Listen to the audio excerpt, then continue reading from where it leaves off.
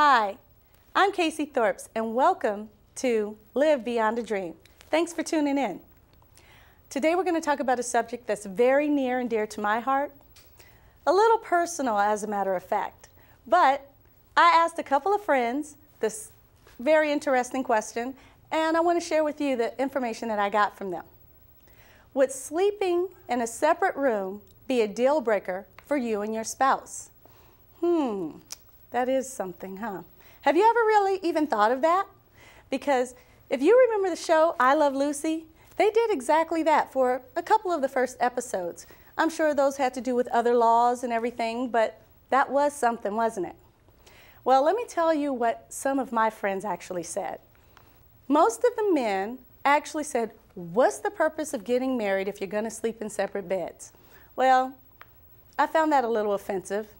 I won't go into details of what I thought, but we'll save it for another show. The women said, oh, it would be so great to actually have a bed to myself for a change and to have no one laying all over me or touching me or, you know, whatever the issues are when they sleep together. I can kind of relate to that. No offense, honey, I love you, but sometimes the touching, the snoring, you know. By the way, let me tell you what the #1 answer was when they said why they would prefer to sleep in separate beds. Some people, anyway. They said snoring. That's the #1 reason why people prefer to sleep in separate beds. #2 was because they go to bed angry.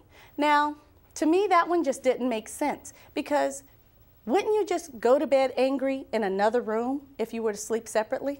Yeah, I think so. And then #3 was the kids and the pets sleeping with you. Well, that one's really easily resolved. Just put the pets in wherever you put them and the kids in their own bed. Problem solved.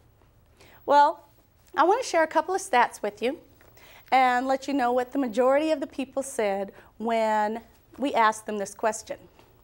Most people said, oh, yes, I would definitely like to sleep in my own bed. That was 58%. I was really surprised at that number.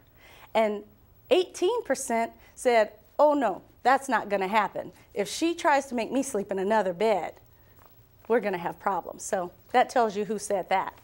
And then 19% said, I don't know, maybe some nights that would be okay. And then 3% said, not really sure. Well, I'm going to leave that question to you so you can go back and ask your spouse what they think, and then maybe you two can do your own research and hopefully one day share it with me.